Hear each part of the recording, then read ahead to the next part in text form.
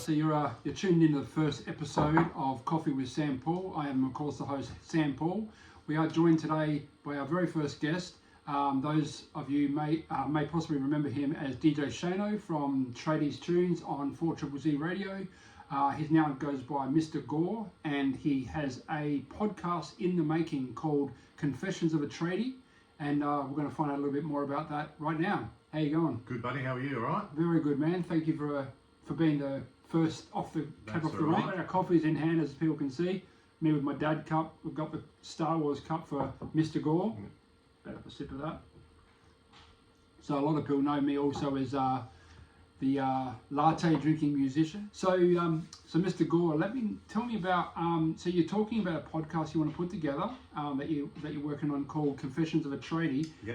Give us a bit of a background as to how you came to that idea and what you've done leading up to that. Basically, SamPaul, in the last 28 years, I've been sort of Telstra data and voice technician. Yep.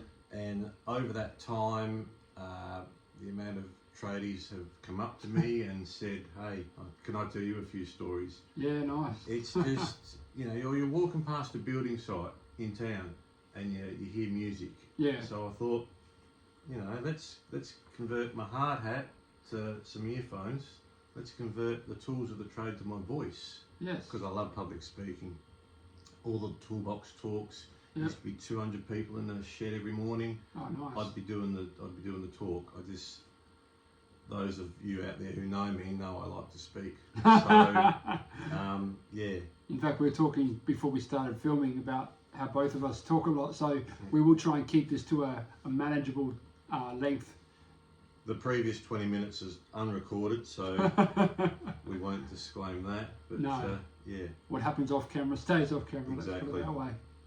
So yeah, so you came with the idea to do a podcast. Yep. And you called it Confessions of a Tradie. Now, to start with, SamPaul, I wanted to get people to ring through and give me all their ideas. Yep. But just as you know, life got in the way. Yeah.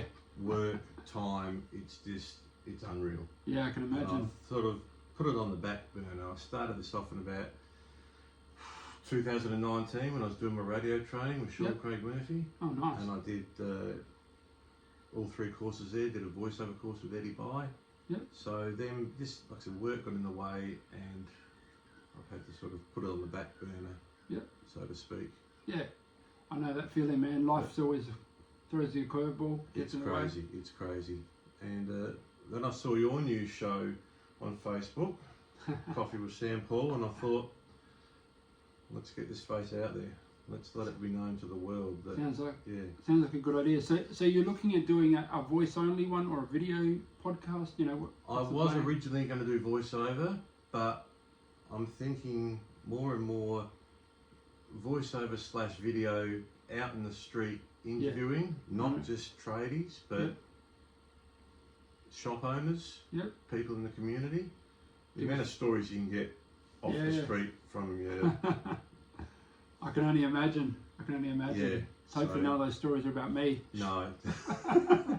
No, that sounds great. And you know what? Like, I think it'd be a great idea to get your face out there because, it becomes part of the brand. That's something that I've found as I've been traversing through the social media network. Is that the face becomes part of the branding, which makes it spread easier. You don't even have to advertise it because I know that bloke. Exactly. Yeah. When you go out and about, anywhere you go, you're constantly pushing that brand, that recognition. Exactly. So could you give us an example maybe of one of these? Like, we don't want to give too much away. We're going to save it for the podcast, but can you give us an example of one of the little tidbits that you might be sharing? Let's just say I think it was at Stonyfield on a job, and there was an electrician that had just finished before I got there to run the data and voice, and he come out and he had his head in his hands, and I said, "What's wrong?" And he goes, "You won't believe it. the offer that I got just given then." And I thought, okay, this bloke would have been about 40, 45. Yep. I thought, that's all right. And he went to his car and took off. I went and knocked on the door.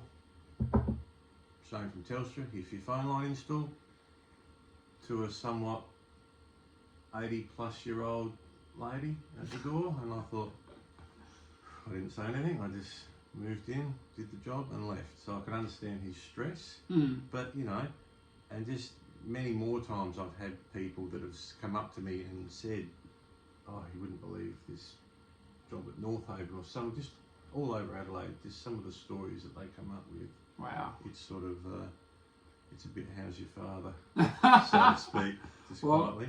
Well, you've got me intrigued, man. I think this is definitely something that you need to pursue. Oh, it's going to be definitely very interesting. Because, you know, I'll be tuning in for sure, for sure. And so your background's been in sort of like electronics / labouring, would that be telecommunications, data and voice for the last 28 years. So you're definitely well qualified to give us a lowdown. And I thought, you know, it's about time to put the tools down and just pick up the mic as the next tool of the future. Nice. Like I said earlier, I love to talk. It's my passion. Fantastic.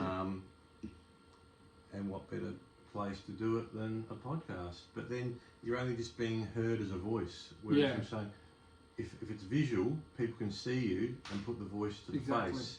Then if I'm taking it out into the street for interviews, the world is my so-called oyster. Yeah, if you know for sure. what I mean.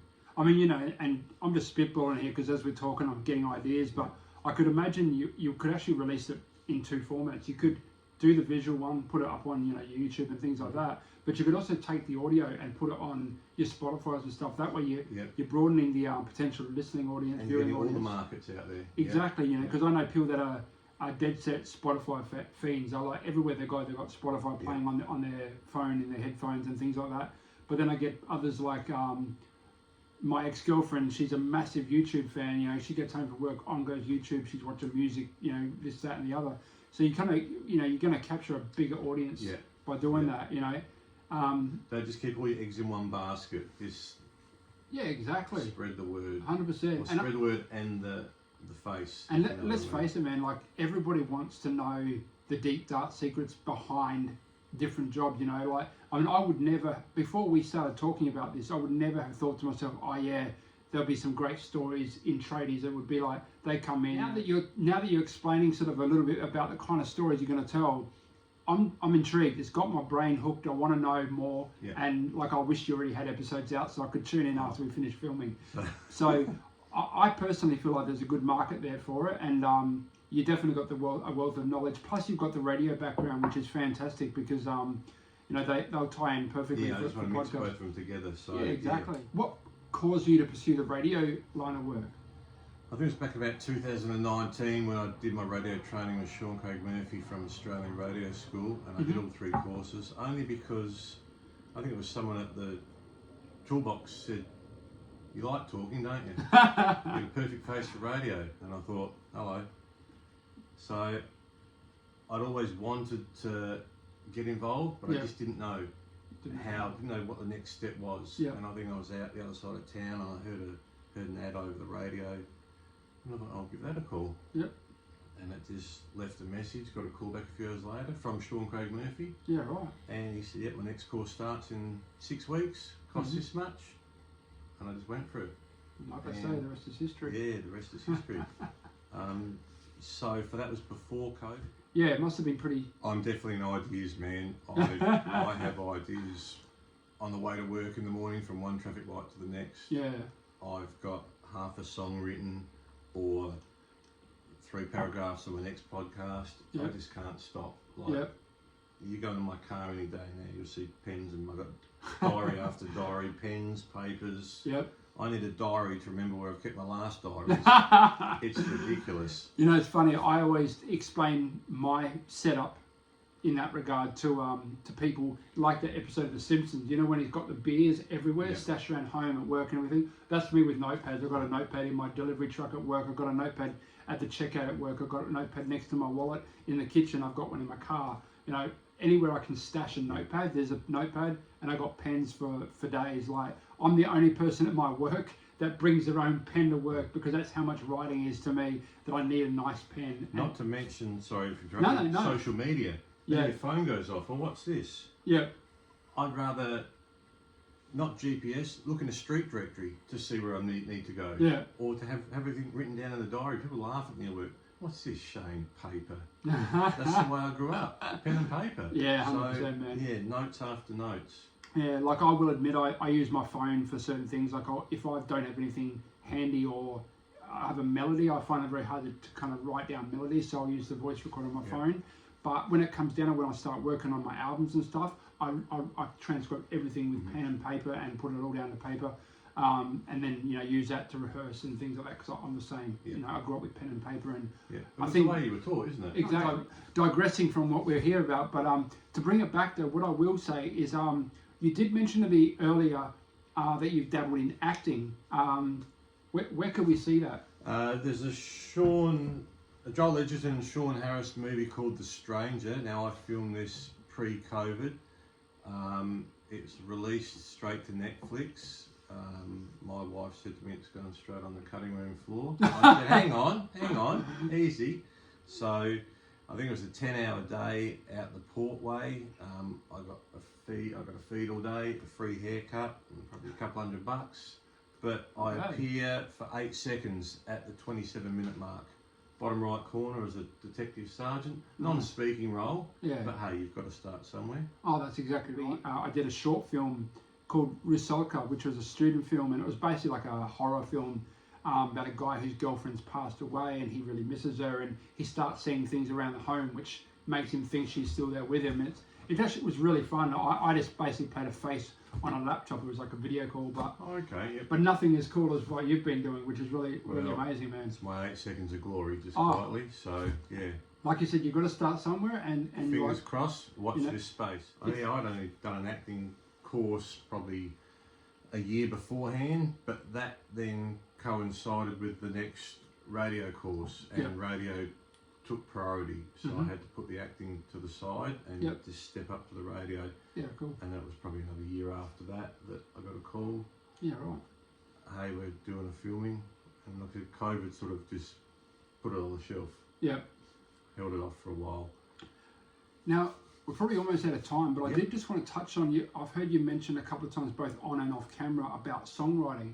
Do you have anything we could hear online, or has anything come to fruition, or are they just lyrics at the moment? I've just been doing some lyrics, like I said, from traffic light to traffic light. I sort of get ideas and so forth. So I've only just touched base with this the other day, so it's probably only half a page. I'm not sure if it's put into the sort of the right context of where it needs to go and whatever, but there you go, don't copy and paste that.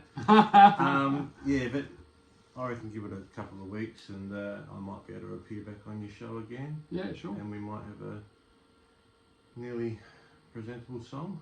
Oh, sounds good. We look forward to hearing it. We also look forward to Confessions of a Tradie, the podcast. Make sure you keep your eyes peeled. I'm sure once it's available online, that Mr. Gore will share it with me, and I'll share it with everyone that follows me. And I'm sure there'll be some very interesting confessions come out of that. Yes, now Confessions of a Tradie, just quietly, it's a formal statement admitting that one is guilty of a crime. Nice. So, I like the sound of that. Yeah.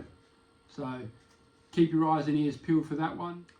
This has been Mr. Gore, Coffee with SamPaul, episode 1, and we've got some really great guests coming up for you in the very near future, including a comedian appearing at the Fringe this year, so stay tuned for that one. That's all I'm going to say. See you next time. Cheers.